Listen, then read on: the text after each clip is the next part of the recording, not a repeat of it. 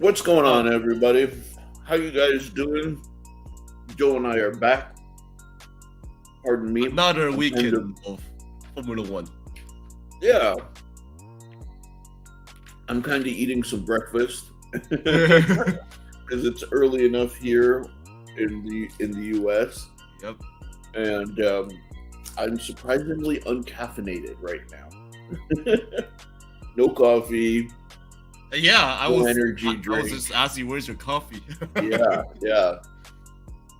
Honestly, I didn't have time. I basically woke up, started watching the race, and then literally I was just seeing the end of the race when you called me to tell me you had just finished the race. So Yeah, the race was. First half is boring, yeah, very boring, uh-huh. and towards the end of the stage, it was quite phenomenal to see the strategy work out for Mercedes. Dude. But again, what happened to George Russell? Before we get into that, Yep. first of all, hey JJ, welcome. How you doing, man? I gotta say, this race, aside from, as you said, kind of like the boring, it was boring until the safety car. Yeah. Right? Yeah. And I don't think I could have written a better script for this race. Right? Freaking Red Bulls finally not leading a race. Yeah, I was so happy that Dominic is gone. I mean, it's gonna come back, It's right? gonna come back for sure, but their car is just not suited to this track. It's just so good to see that it's not Red Bull on top. Yeah, and the truth of the matter is, on some level, that did lead to better racing. You know, it does. Better racing, and then we can see wheel-to-wheel battles more. Exactly. I mean, and really how important the pit stop strategy was, making sure that Sainz stayed out of front of Verstappen, and all of that. It just, I don't know. It was a lot more engaging of a race to watch. Thank God, because again, Joe and I have said it before, and we'll say it again.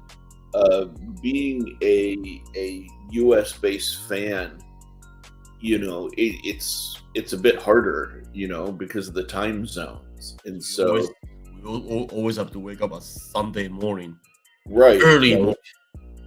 This race started at 6 o'clock in the morning. No, 5 o'clock for us. Oh, sorry, 5 o'clock in the morning. Yeah, and I just can't. Yeah, definitely.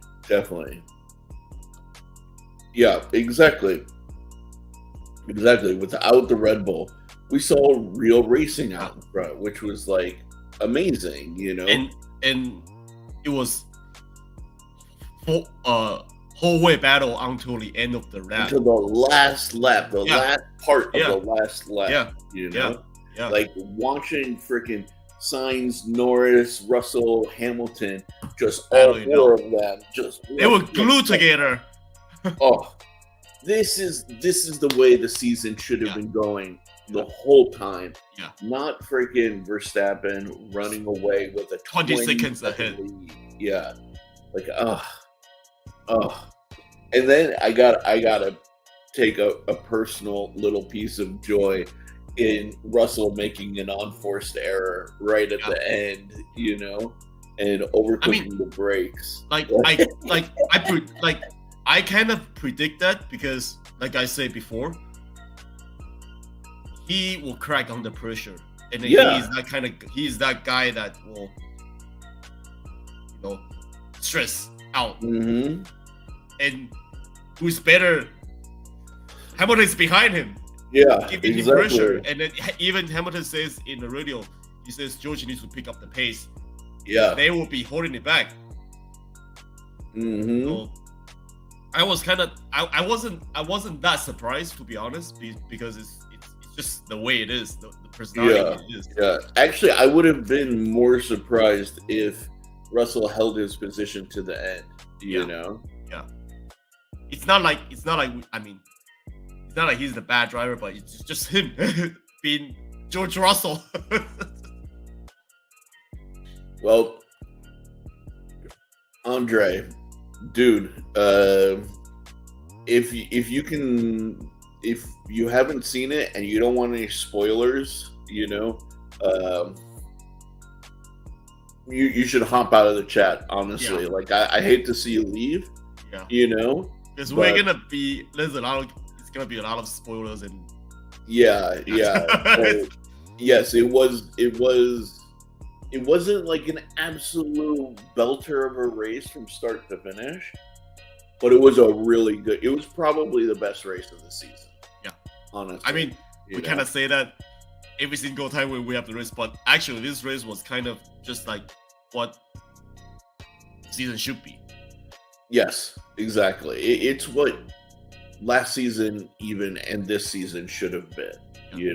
Just it kind of feel like the Abu Dhabi 2021. Right? It really did. I mean, aside from all that bullshit race directors and stuff. But it really did, because you had Sainz in front. Leclerc was set out to be a blocker, right? Safety car comes out. That shakes up everything. Leclerc drops back in position. By the way, Andre, you really need to jump out. Okay, you check the highlights. Never mind. But Leclerc drops back in position. He can't play blocker anymore. That puts Sainz out to being vulnerable. And we just see freaking Norris, Russell, and Hamilton just storm up the positions, to really make for an exciting race. Honestly, And for the first time, I am gonna give prop to Carlos in the radio. Yeah, that guy is so smart. I mean, he's the level at Hamilton's level. He's at Hamilton's level. He's so smart by having his car intentionally be in the DRS zone for Lando, so that Lando can speed up the car in order for him to cover up George Russell's failures. Yeah. That was, I'm like, okay, that's actually really, really smart. Dude, it's what, you and I have always said, right? What makes Sainz a really, really great racer is he has that mix of intelligence. He's a thinking man's racer, and he has the ability. Look at how consistent he was throughout the race. He managed the pace beautifully, managed the tires beautifully. And for once, Ferrari didn't bungle the strategy. It was amazing, So I was genuinely impressed. Dude, Lawson actually, he's actually good. He did really great. He did really phenomenal. Actually, I gotta give it to him. Second race, right? Mm-hmm. Career of Formula 1. Yeah, I mean, Yuki may be in trouble. Yeah. Genuinely, which is crazy. How did Yuki do so well in qualifying, and then just did the car explode? I have no idea what happened to his car in the beginning. It was a good exciting race. I gotta say, it was okay. You know how sweet it was to watch Verstappen not even put up a fight against Hamilton. I was just about to say that. That was so sweet to watch. He's like, okay, I'm just gonna let you fight. Just the sense of defeat, in Verstappen. Yeah, it was so nice to watch Hamilton just pass Verstappen. Dude. Because like you know, like out of anybody that Verstappen would have tangled with, it was Hamilton. Hamilton, And yeah. for him just to kind of like step aside and be like, "Yeah, I don't got it. Go ahead." Like it was so I ate that shit up. Oh, so good. It was so nice to watch. I just want like when NFTs were like a really big thing. Yeah, and, we'll do like, that. do loops of animations. I want an NFT of that. Just like, it's so good, so good. And like, man. what do you think about those two incidents happened to Hamilton, like running off track? Okay, the first one definitely his fault. He but he gave the position back. He did. He took his time. Yeah. But that one was clearly his fault. The second one, I kind of agree with the stewards that like there was no action that really needed to be taken, with regard to it, because like it was the positioning on the track at the time. Right. I was about to say that. It was Hamilton is already in the racing line. Mm-hmm. And Perez just kind of just push him a little bit wider. Yeah. I mean, he kept two wheels on the track. It's not like the first incident where he was literally was like shortcut. And it just reminds me of Sao Paulo, where Red Bull running off Hamilton off track the whole way. And then but this one felt a little bit more intentional by Hamilton. He's just like, okay, I can't make that line. Yeah. I'm just gonna to kind of jump off. Where again, like what I'm trying to say is, dude, the steward really has something to do with Hamilton every single time. This is one of the rare times I'll disagree, because like from my perspective, like Hamilton tried to commit to a line that he couldn't, and he took the shortcut in order to keep up with the pace of the race. Again, but Sao Paulo, here's the thing: Verstappen literally pushed his car off of the track continuously into Hamilton, and that's the difference, right? Like everybody else stayed within the track bounds, today on the first lap, whereas like Hamilton was the only one not to, like.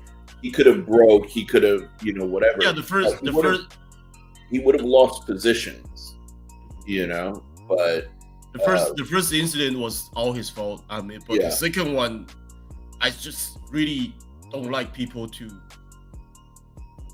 I mean, not people, but all the drivers complaining because it's he needs to give position back to me. It's his fault. But again, look at yourself, dude. Where your positions are.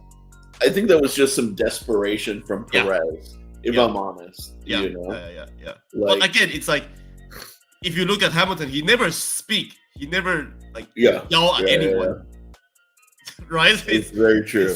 It's just that mentality of that we talked about before. The mentality of greatness. Like they don't really complain. Yeah. Keep their head down and then and look at Hamilton where he end up today. Yeah. But this is very true, New Made. Mercedes does need to get serious, because it seems a lot of times they're biasing towards George Russell again. And if Russell wasn't keeping up the pace, he consistently seems to be trying to put himself like ahead of Hamilton and like prove that he's better than Hamilton. Yeah. And he's not. I mean, look at what happened. He overshot the turn. He couldn't get on the brakes hard and fast enough, and he ended up in the wall. But he actually clipped the wall. Yeah. But then again, that's a rare mistake that Formula One drivers make. Yeah. So I don't know, man. Like, I have no sympathy for the team, and I have no sympathy for Russell, really, because like again, you saw the pace that Hamilton was keeping up right at the end there. In the same tire, same car. Yeah, if Russell couldn't have maintained it, then they deserve what they got. I'm sorry to say, they could have had a 3-4. Yeah, you know what I mean. Or even 2-3. Right, but they sacrificed it. Yeah, So, you know what the Mercedes teams should do today? They should just swap the car. Dude, they should just order Russell to let Hamilton pass by because Hamilton has a pace to attack Norris. Yeah, no question. And Hamilton is more calm and more consistent. In 100%. That sense, I'm not saying like it's gonna be 100% that he's gonna get Norris, but there's bigger chance. Right. He was more likely to get that. Yeah, no questions asked. Dude, so are we. Actually, it is nice to see Ferrari back in contention on any level. Who knows it's gonna happen next race? Yeah. I mean, it's Ferrari. It's the Ferrari that we know. Yeah, but dude, man, like it was really, really nice to see. For me personally, it was validating because of this. Carlos is the driver that Ferrari needs. All of this discussion about Leclerc being like just this amazing guy, whatever, he's like the savior of Ferrari. Like, we haven't seen any proof of that at all this season. We have been keep on saying Carlos is the Ferrari that they need. He's the driver that they need. Yeah, he should be their lead driver. We have been saying this for the past year now.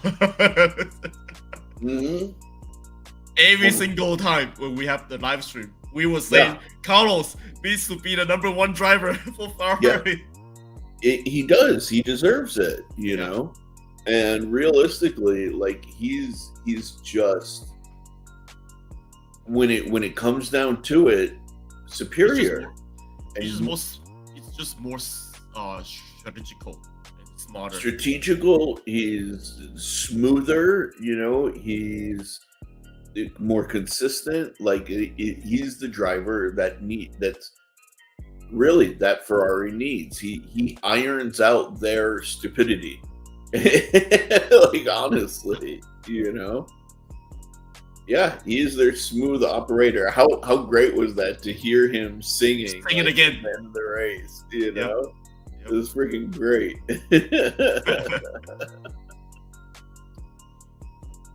Yeah, man. Yeah, no excuses for Russell. Russell definitely needs to humble himself. There's no question about it. He is trying to prove something. It doesn't exist. Yeah, and it's so frustrating to watch because like he talks this big game like, oh, I want to go win the race. Okay, well, go and win it. But like he didn't, and he got to a point where he couldn't keep up the pace, so much so that Hamilton had to call it out on the radio in the last 2 laps. So like, and it feels like Russell is holding Hamilton back. Yeah, it does. Okay. Like, and it's not the first time. Yeah, it's not the first time. And he puts, as a result, he puts the team result at risk. Yeah, every single time. Mercedes, right? They needs to wake up and swap the car, man. Just listen to Hamilton or they need something. To get their head out of their ass, honestly. Yeah. Like, I don't know what's going on with Mercedes at all. It's kind of like Aston Martin prioritizing Lance Stroll over Fernando Alonso.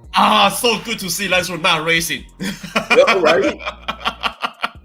Dude, Lance Stroll pulled a Latifi, Like, here's the thing.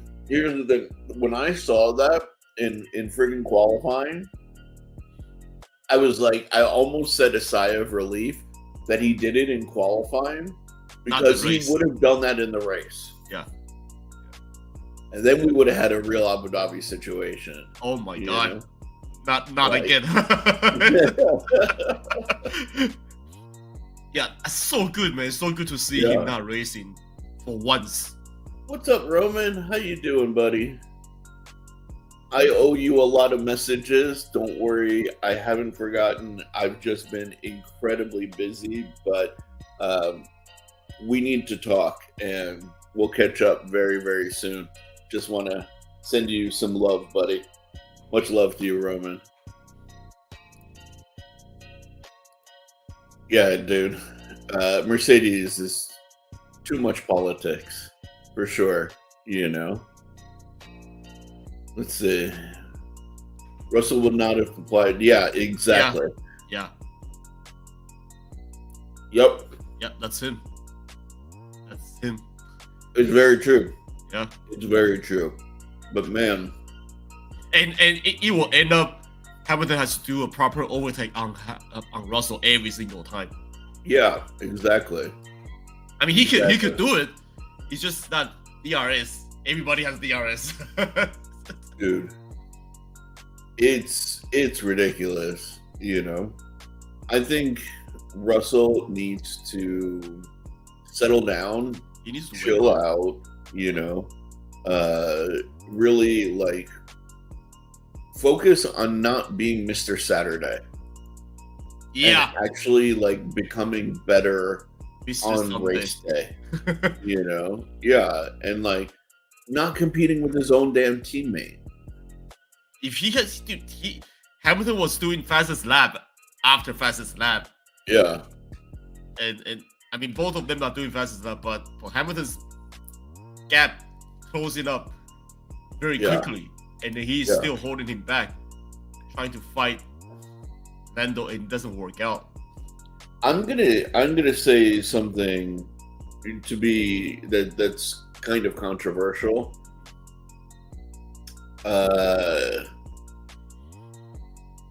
Russell, it's kind of shameful for Russell to make an unforced error on the last lap of the race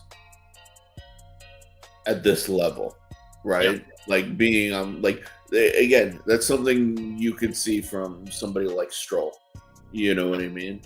But he's on Mercedes. Like, he was recruited by Mercedes to kind of like By- extend their win.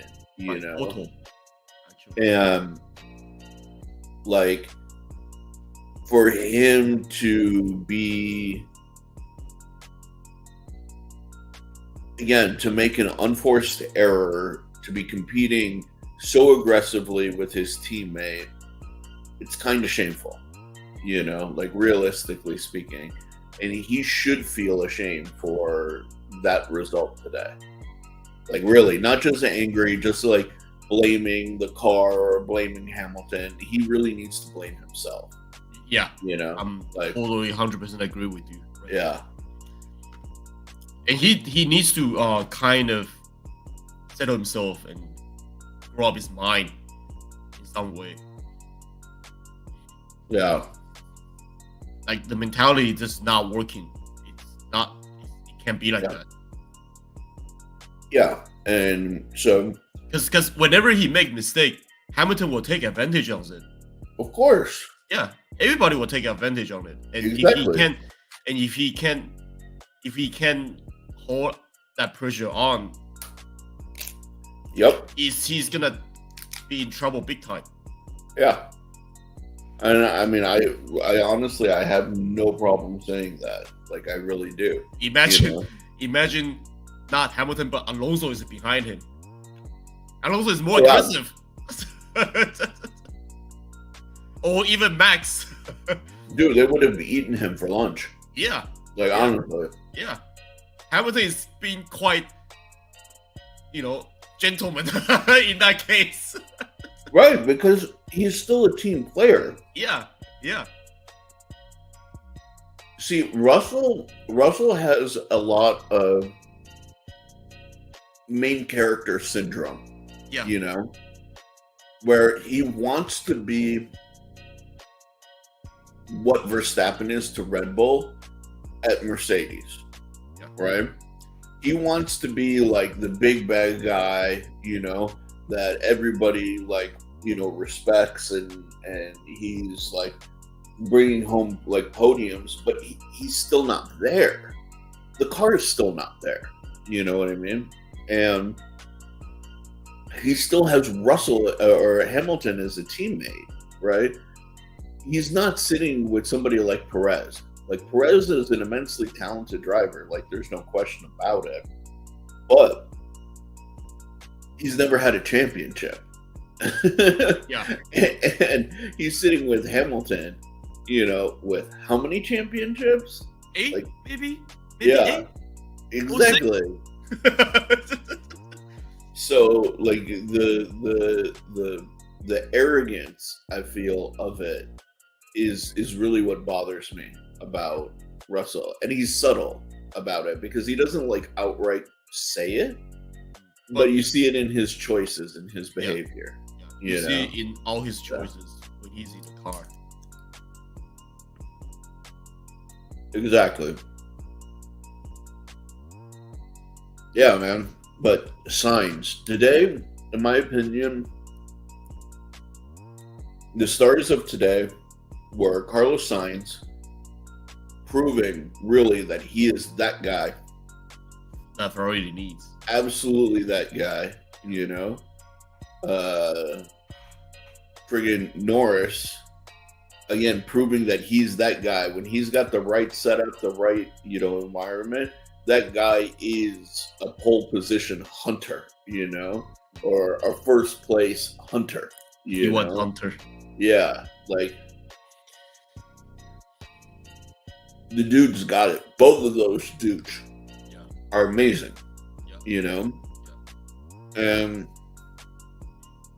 again, Russell just ain't the guy yet to keep up even with those two. He's not there yet. No. He's not. Yeah, he's just not. Absolutely not. So, yep, there you go. Yeah, he does.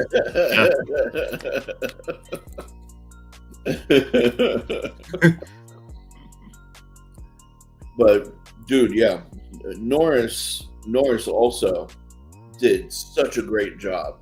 I mean, really, like, just the consistency and like the pace. Yeah, and again, just to like battle for position the way he did at Singapore, the most difficult track on the calendar yet. Let alone, have it hold everybody off with that pace. Yeah, man. It was. Let me see. Where did he start out? He was in 4th by like lap 13. He was down to 5th by lap 23. I think he started with P3. Yeah. Quality. Yeah. And then by lap Russell 40, was at P2. Yeah, lap 40, he was P3. Let's see. By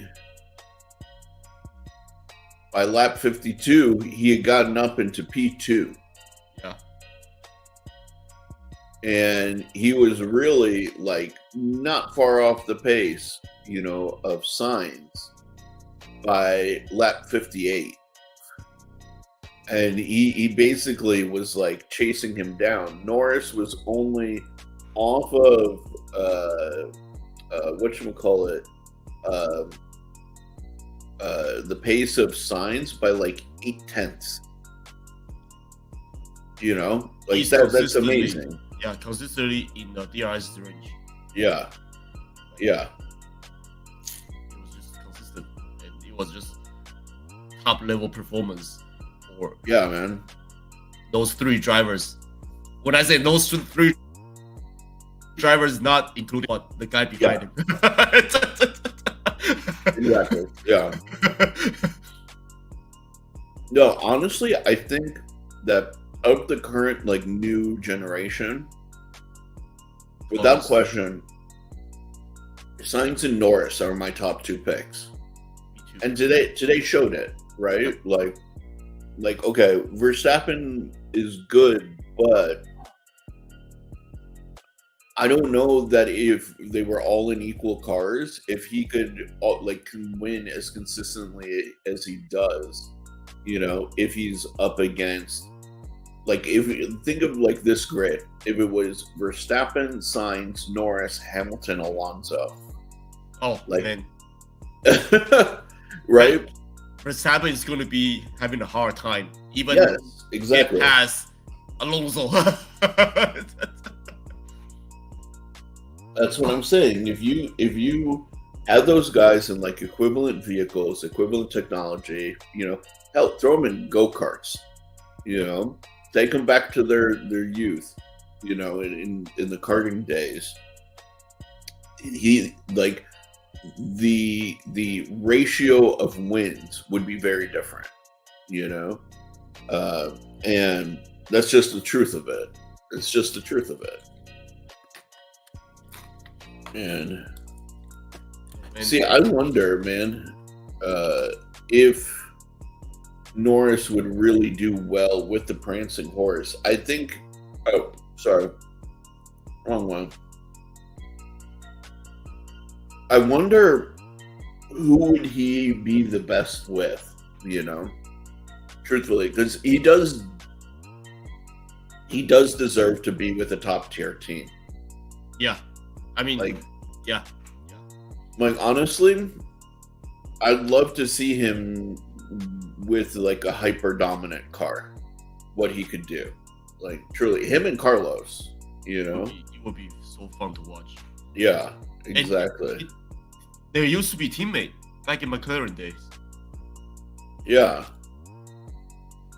So I don't know. That is a really hard question to answer.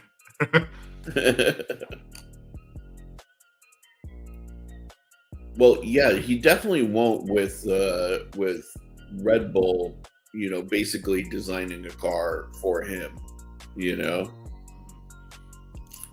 Red Bull is his team. It's not everybody else's, but it's Max's team, or his dad's team, actually. Yeah, basically. Why do you say that? I'm curious. Not that I disagree with you. I'm just curious why you say that. And yes, he would. Hamilton on the old tires is like magic. Somehow he can still win races with only 3 wheels. If you guys remember that. Yeah, exactly. Somehow, I don't know how, but he does win in 3 wheel. With the puncture of his ridiculous. tire. Absolutely ridiculous.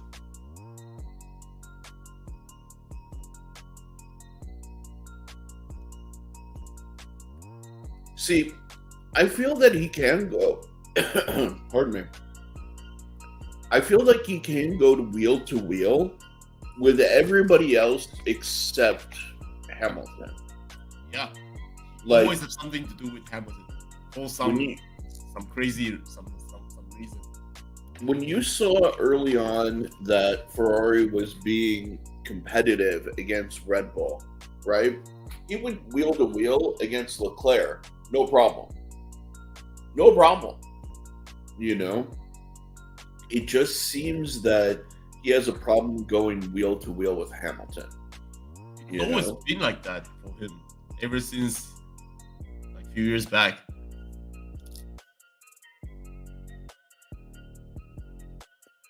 Right. And that's the thing.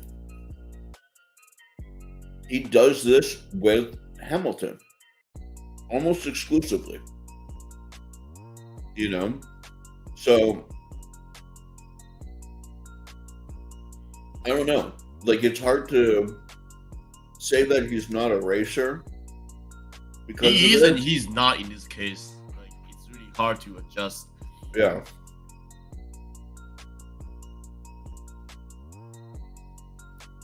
I don't know, man. I don't know. No, I mean, yeah, he definitely feel pressures with Leclerc there, or like somebody else is there. But with Hamilton, there's just something else, something's different in Yeah. him that triggers him to take out Hamilton for some weird reasons. Yeah.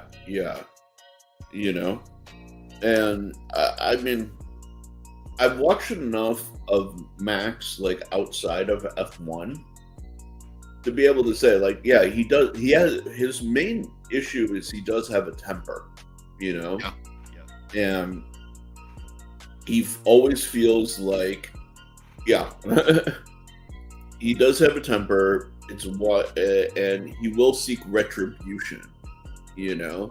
Like, oh, you hit me, so I have to hit you back, like that kind of thing. Right? I mean, we even see that in sim racing. right. Sim racing is a perfect example of yeah.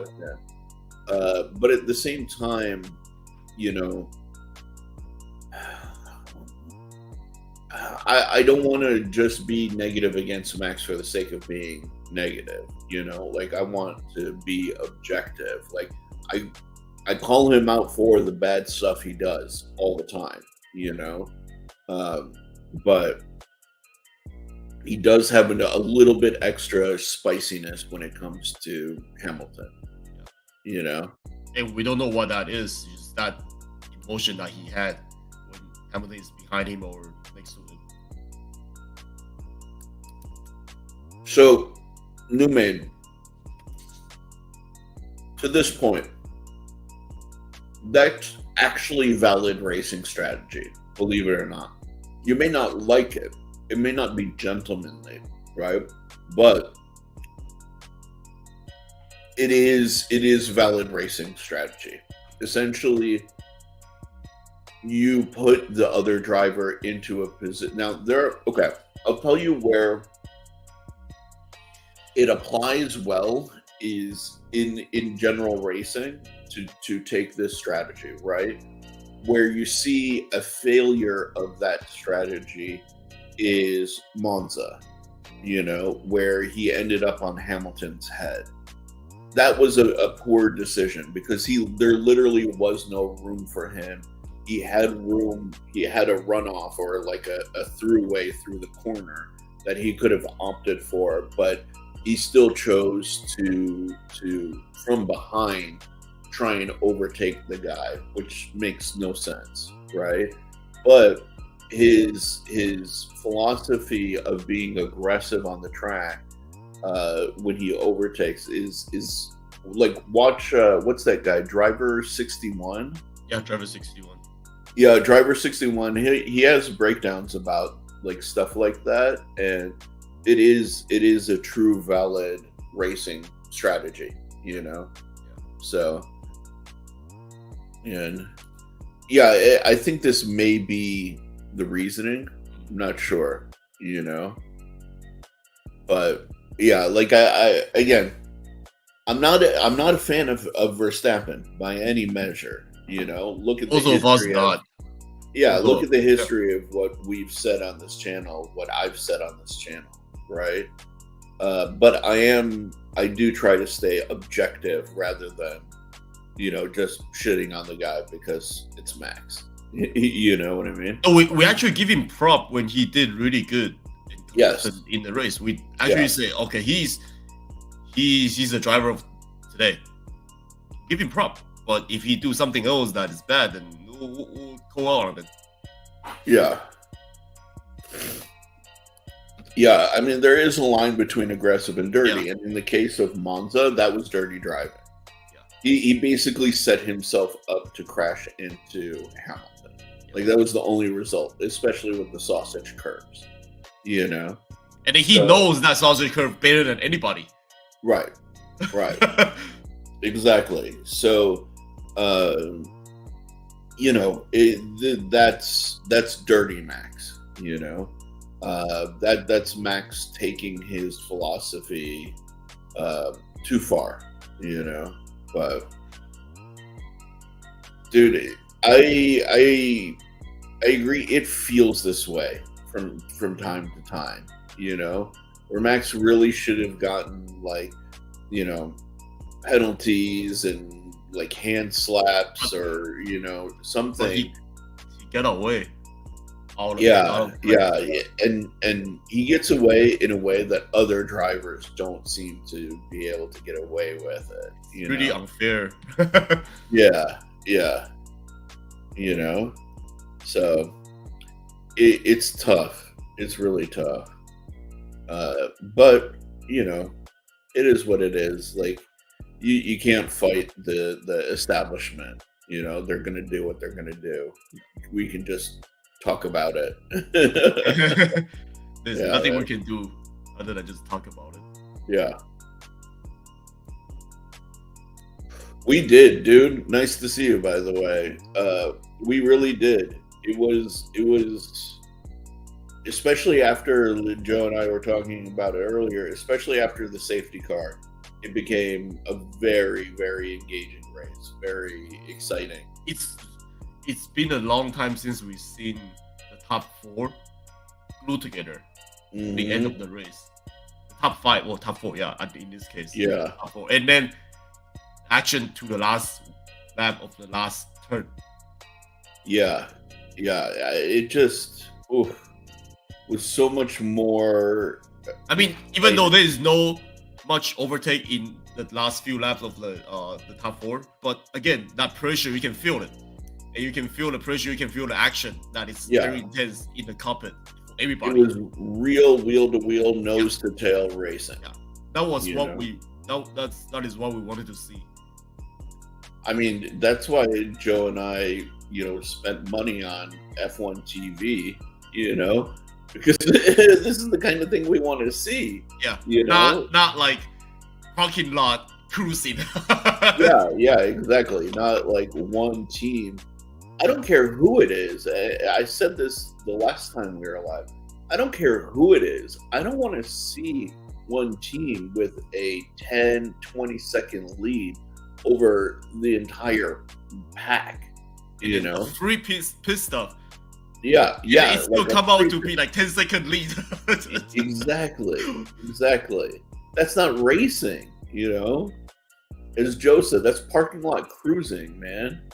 So, like, this race was a highlight for me of this Yeah. season. Like Without I wasn't expecting to be this exciting because it's street race with Singapore, but Yeah. actually this race was actually quite exciting. Oh, and also because I think the other reason why is because they get rid of that turn, they get rid of 4 turns and then Yeah. they just make it a long DRS straight, Yeah, yeah. which is awesome. It's so funny because they were even talking about that in the commentary. They were like, "Oh yeah, there have been like the highest number of safety cars for this race, but they all involve the corners that they got rid of. Yeah. So really, They it already- allowed it to flow so much better. This is so much better. So much Yeah. better.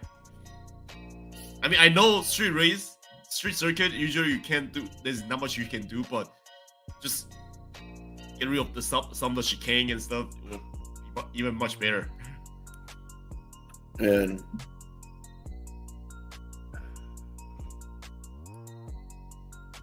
yeah, Yeah. exactly. Like that's what made it exciting. Honestly, like I wish more races were like this. I really do. I mean, we all You know? know Rubo is gonna come back again next race. And Yeah, exactly. The second they're not in a street circuit, I'm surprised even for this circuit that they were that far off the pace. they Like, didn't that even was get crazy. into Q3. Yeah, like that was shocking. That was really shocking and happy to see. I wish to see more of that. Shockingly exciting. Yeah, dude. I mean, it's good to see some more competitiveness, Yep. like out there. Now, I don't know that this is necessarily true that Lewis would have won if George wasn't there. I can say he might have gotten a P2. Might have gotten a P2. Yeah. But But yeah, the chances of winning to get Mercedes into better place is him. Yeah, yeah. Well, if George wasn't there, again, they may have, or if George was there, but if George like relented, they could have gotten a P2, P3, Yeah. or a P2, P4, you know. But instead, now they have to only settle with one P3 And one because, DNF, not yeah, even in point. exactly, all because of Russell's selfishness, you know. and silly mistake. Yeah, like I really hope that they hammer him for that in like their own post race breakdown, you know, because it's ridiculous. It's ridiculous at this level, you know, and with the team he's at one of the premier teams. He's not at Williams, he's not at AlphaTauri, you know, he's not at Haas, right? That shit it's just not acceptable, you know. And for him to risk the points the way he did, like honestly, screw Russell. Yeah. Like I'll say it. Mercedes He's never been one of my favorites, but not worth it for us. Yeah, today really proved, you know, and reinforced why I don't like that kid. You know, like I just don't.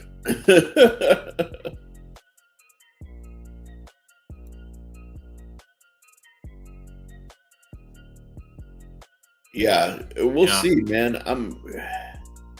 If it would be nice, it would be really nice if today was the end of Red Bull's absolute dominance of the season. Like genuinely, because Joe and I had been talking about it, you know, where it's like we don't even really want to sit and watch anymore because I feel like I could just watch the highlight and still give you guys the live stream. yeah, which is pathetic, you know. So and still talk about the race as if I watched the whole race. yeah, man. So I really hope that it's the end of absolute Red Bull dominance for at least like the rest of the season. It would be so for the race of fire race. Yeah. But we all know that's not gonna happen. They are just gonna come back and just.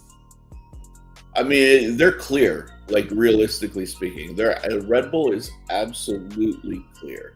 Like they've won, as far as I'm concerned, they've won the season, the manufacturers and drivers championship at this point.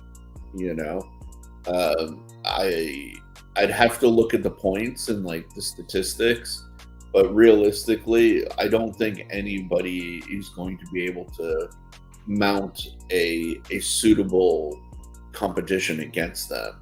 You know, at least for the rest of the season.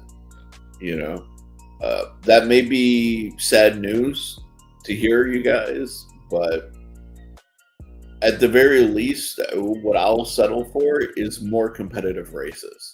Yeah, definitely more competitive racing, and it doesn't matter who was top 5, just not Red Bull. Even Williams or top 5, I'll be happy. Dude, Williams top 5 and AlphaTauri top 5 and AlphaTauri, dude. I will be happy. Yeah. As long as it's not, I'll agree. As long as it's not Red Bull or Lance Stroll, you know. Yeah.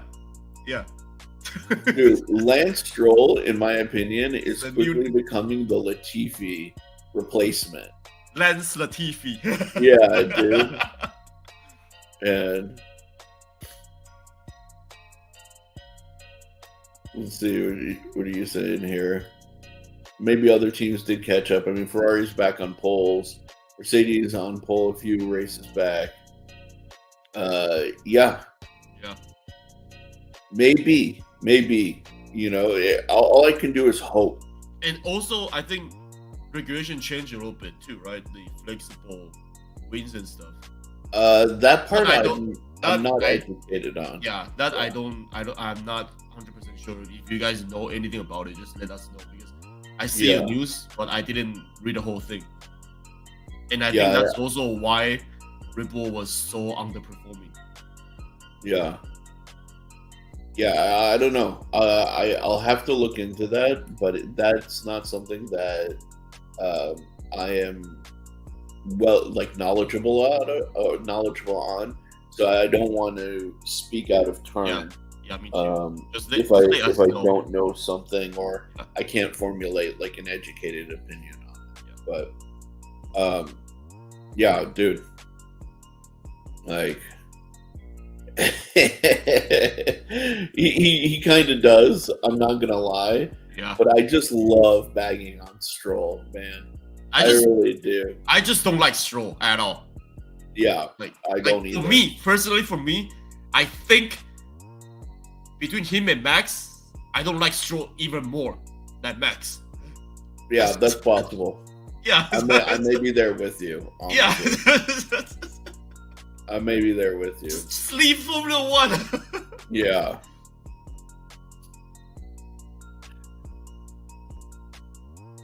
Okay.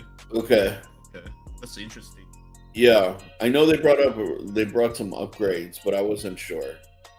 But dude, that's maybe that's it. Maybe that's how they were so underperforming today. Yeah. And maybe this will be the wrench that kind of takes them off pace, honestly.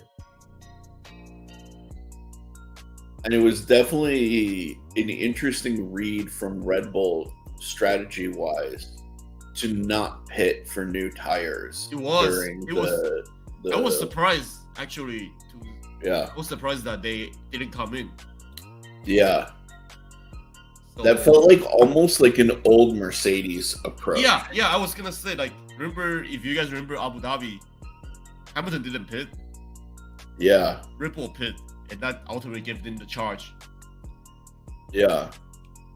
So it's like copying of Abu Dhabi. I feel like that Red Bull actually make a strategy mistake. Yeah. No, you don't. I disagree with this. You do in how can I say, in a non-business sense, but if your blood is screwing up your business, you need to tell your blood that he's being an idiot, I'm sorry, but his head. Yeah, you know how much money goes into a Formula One car? Oh my God! Goes into a season of racing? I'm sorry. Even just register as a Formula One team. Right. Even at a certain point, man, you gotta tell your blood, yo, you're screwing it up for us. You need to either sit down or get better. One of the two. Rookie of the Year, yeah. It's a little too early to say. Yeah. But yeah. But definitely also, Piastri is doing he's doing bits, man. Here and there, he's definitely doing bits. There's no question. And yeah, dude. Even if he really sucks as a driver, you can't back blood. I'm sorry. There's too much on the line. Too much money. We're talking hundreds of millions of dollars, dude. Come on. Okay, what's the budget cap now? 145 million or something like that? Something like that, yeah. I am not about to lose even 1 million on my blood fucking it up for me, let alone 140 some million. I'm just saying,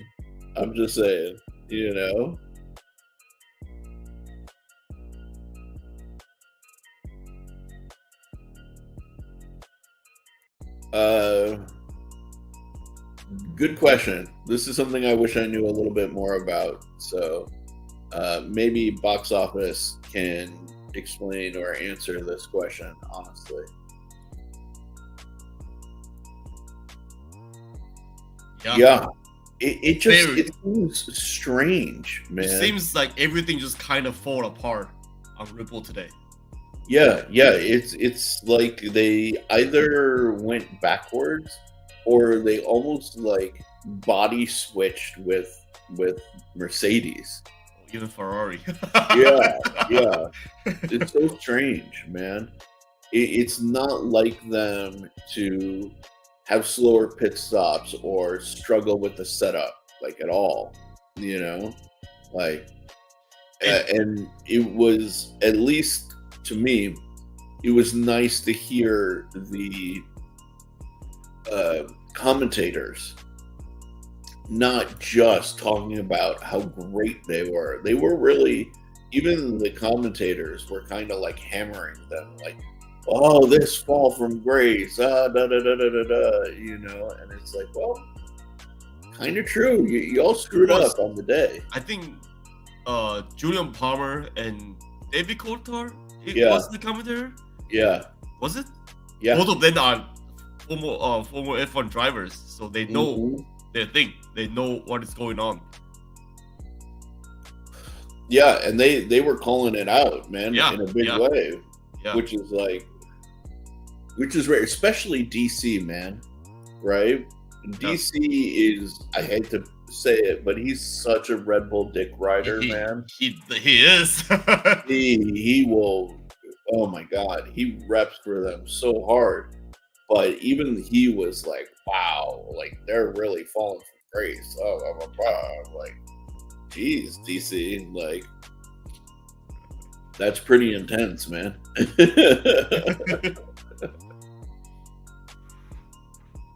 And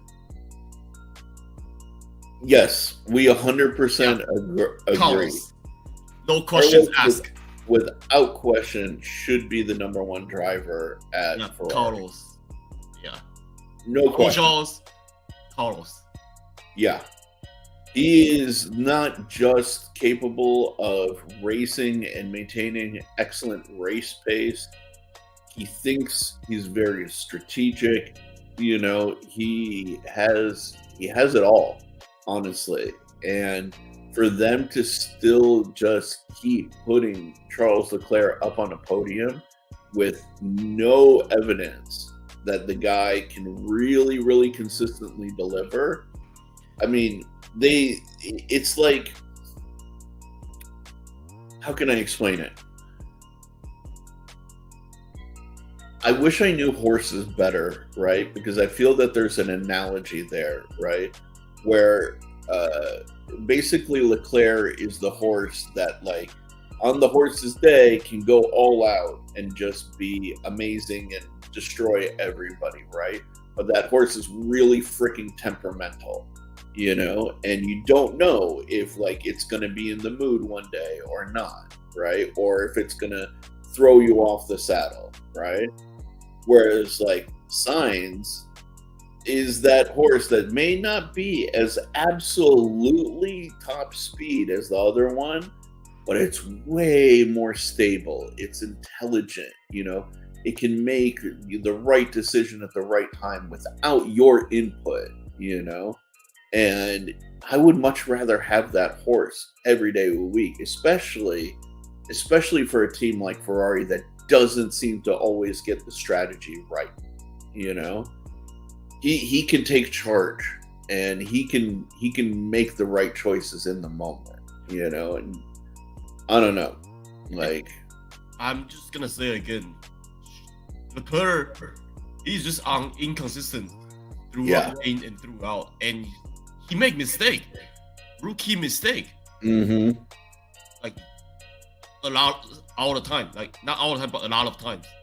And Carlos, we rarely see him make mistake. Yeah, and he's always there to pick up the pieces.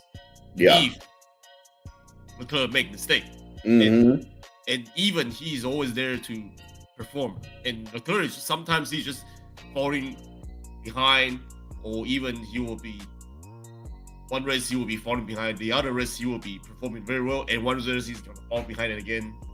Right. Just inconsistent. That's Yes. just him. Yeah. It's very true. Yeah. What up, CPM? How you doing, buddy? Nice to see you in here. Oh yeah, like Leclerc, yeah, he's a diva, you know.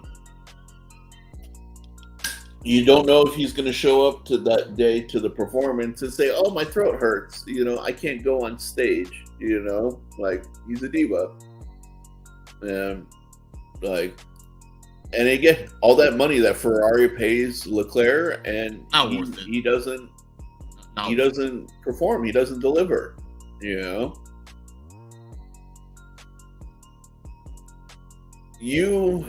His consistency is actually his strong suit, dude. You got to see, like, that guy delivers. No, he's actually been like this since the last season. Yeah. That's why we keep on saying, because we've seen him grow. Yeah. Because we watch every single race. Yeah. So, no, watch him from last season, just like Joe said. Like, the dude delivers. And I honestly think without him, they would not be in contention in the manufacturers series like they have been. And you have to listen to him in the radio, actually, to see the whole picture. Here, or this way, I'll point. There we go. what he just said, right there. Listen to the radio. Yeah. And watch the race. Yeah. So you will see what we've meant. Yeah, no, he's very, very strong. He's very, very strong in that scenario. No questions asked. You know. See, you say this, but the thing is, what causes him to crash, versus what causes Leclerc to crash, are two very different things. Yeah. Right. Yeah. Leclerc can take a perfectly set up car and overcook it, like, and he's shown that. He's shown that on a number of occasions. So many times. What gets Sainz to crash is a poorly, or an inconsistent car, right? Or a poorly set up car. So, like, Sainz made the comment that, the car has been unpredictable. So there's situations where it's supposed to have grip and it suddenly loses grip, to situations where they don't expect it by the simulations to have any grip, and it suddenly does. And they'll go to a race and they'll say, "Oh, okay, in the simulations we're going to be off pace," and suddenly the car is completely on the pace. And they'll go to the next race and be like, "Oh yeah, we should dominate here," and the car is a dog, you know? So in that sense, that's what affects Sainz. And more than anybody else, way more than Leclerc, he irons out those inconsistencies in the car. He will overdrive the car. Yeah, like, whereas Leclerc will take in a perfectly set up car, you know, and just throw it into the wall. Yeah. He overdrive the car. Yeah. So, yes, but to me, polls don't matter. Honestly, like, if we were talking about polls, then you could say that proves that Russell is better than Hamilton, you know, in terms of, like, qualifying order. But on day of race, Hamilton usually stomps the nuts of Russell, right? No, like, qualifying, it just has less, like, effect environmentally and, like, situationally. But in race day, there's so many things that can go wrong. Yeah. And qualifying, just driving by yourself, of course, there's traffic and stuff, but you are not racing. You're just pushing the car to a limit. But in race day, there's so many stuff to take in consideration: strategies, tire management, track accidents, people running off, people overcook your car, you named it. So If you No, can perform in that condition, then what Trevor was saying, the race is more important. it is. It's a million times more important. Yeah, you know. Again, he's naturally faster when things go right. When things go right, but they don't go right for him consistently. Whereas Signs is consistently right. Yeah, very You well see said. that difference, you know. Dude, this is a hilarious comment, by the way. Read this, Joe. I read this while I was talking, and I thought it was great. Yeah, it was funny. Yeah, dude. That's phenomenal. Like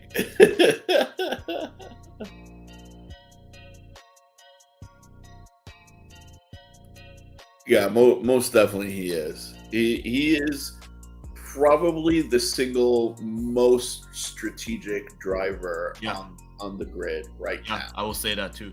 Yeah. I mean, the guy is he's like a real-time computer. He's like playing chess in a car. He is. He genuinely is, man. And it's kind of amazing. It's kind of amazing. Like, Leclerc drives with a lot of heart, you know, and a lot of emotion. Passion. Yeah. But, you know, Sainz drives with brain, you know, without question. Again, just look at how he managed the race today. You know, really, it's he did such a good job, you know, to maintain not just like pole, but to keep it throughout the race, make the right calls, you know. Yeah, exactly. This right here, you know, 100%, man. Yeah. And this right there as well, you know. His dad was a legend, beast in WRC, man. Yeah, legend, yeah. Like, seriously terrifying driver at how good he was, you know. So he comes from racing. He comes from good lineage, good background, you know. So he's as far as I'm concerned, he's a made man. Without a doubt. But on that note, you guys, both Joe and I have some obligations today.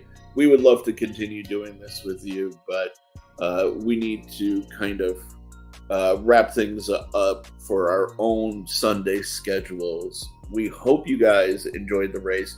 We love you coming in and discussing the post-race breakdown with us, you know. So thank you for being here. Thank every single one of you. You guys are phenomenal. Really great conversation today. You guys are amazing. Yeah, really great conversation. Really, like, we love the back and forth with all of you. So, you know, thank you so much. And, dude, we will catch you, next week? Next week, right? Yeah, in Suzuka. Yeah, we're looking forward to it, man. Yeah. Please, yes, Menace. We appreciate you saying this, man. We need all the likes, need all of the subscriptions. It really helps us with the algorithm, man. Yes, both of us actually. You know, we do have other socials, but we don't pump up this stuff on whatchamacallit, our social medias. We just have our kind of own individual work. But what can we do to help you with this? Maybe we can post our live notifications a little bit earlier for you. So I will work on that. But Joe has a YouTube channel called Joe's Fantasy. Just like my name right there. Yeah. actually, we're not showing it. The names. The name is gone for some reason. Yeah, yeah. It was there a few seconds ago. Yeah. So, but yeah, Joe has his individual channel called Joe's Fantasy. JO''S Fantasy. Mine is the Real Sharif M on Gmail. If you dig pocket knives and stuff like that, it's actually something that I do on the side. But I'll drop our channel links below in the comments here real quick. Copy link address. Oh yeah, we should look into if we can do this. I don't know if we have the subscriber count to be able to, but I will look into this because that's a great suggestion. But yeah, if you guys are interested, this is Joe's channel where he does some like amazing stuff behind me. If you guys can see that come in the back. And then this is mine. So if you guys are interested in following us individually, but box office, you're the man. I'm absolutely going to look into that, like channel memberships, and see if we are at the level where we can do that with our channel. If we can, then I absolutely will. But yeah, dude, appreciate you, man. Absolutely appreciate you. Thank you for coming in. Thank you for sharing your thoughts. We really, it's a highlight without a doubt, man. So thank you guys. We are going to bounce. We really need to run now. So yeah. Have a wonderful weekend. Have a wonderful rest of your Sunday, and just have a great week, guys. See you know? Next one. Next yeah. week. Come back and to us. We will see you next week. Peace, guys.